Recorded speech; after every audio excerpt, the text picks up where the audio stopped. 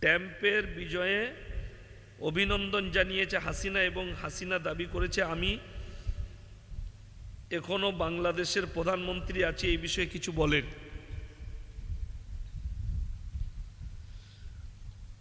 পায়খানা জানেন? পায়খানা জানেন না? আচ্ছা, পায়খানাটা ওপর দিকটা শুকিয়ে গেলে পাক হবে? কথা বলেন না? পায়খানার দু পিঠটাই সমান না সমান লয়? তো পায়খানার দু পিঠটাই সমান।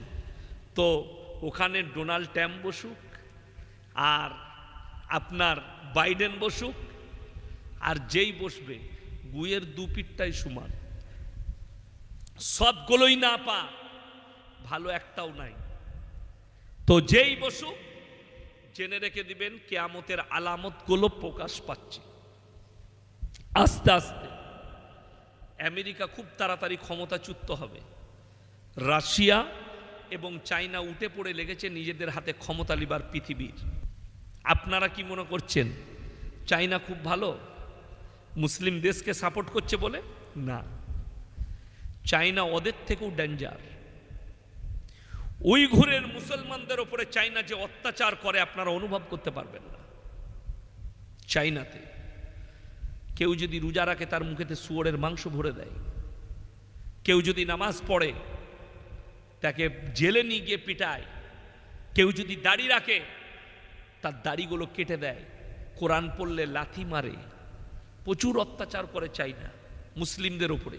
ওই জন্যে চীনকে আপনারা কেউ ভালো মনে করবেন না।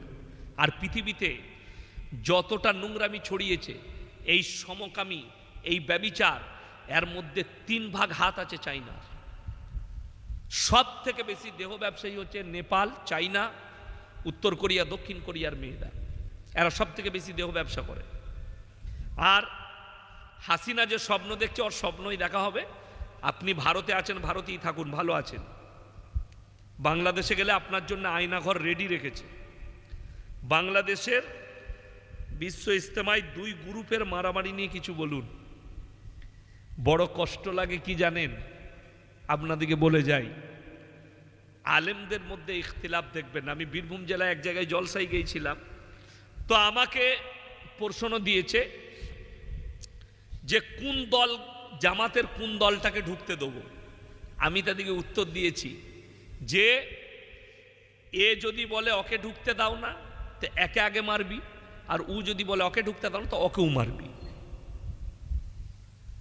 সব থেকে দুঃখ যারা এই দল করছে, বাটোয়ারা করছে, দুঃখটা হচ্ছে আগের ইজতেমায় 11 জন মার্ডার হয়ে গিয়েছিল মুসলমানের হাত দিয়ে বাংলাদেশে, 11 জন। এখন একটা জিনিস মাথায় রাখতে হবে, দিনের দায়ী, দিনের দাওয়াত আমাদের সমাজের লোকের তবলিগ বুঝে আসেনি। তবলিগ অনেকজন মনে করেছে তবলিগটা আমার বাপের। না, তুমি তবলিগের, তবলিগটা তোমার বাপের লয়। সাদ সাহেব যদি মনে করে তবলিগটা আমার বাপের, তাইলে জানবেন গুমরাহির মধ্যে আছে। তবলিগটা তোমার বাপের লয়, তুমি তবলিগের। তবলিগটা প্রত্যেকটা মানুষের জন্য প্রযোজ্য। আপনাকে বাইরে যেতে হবে কোনো মানে নেই তো।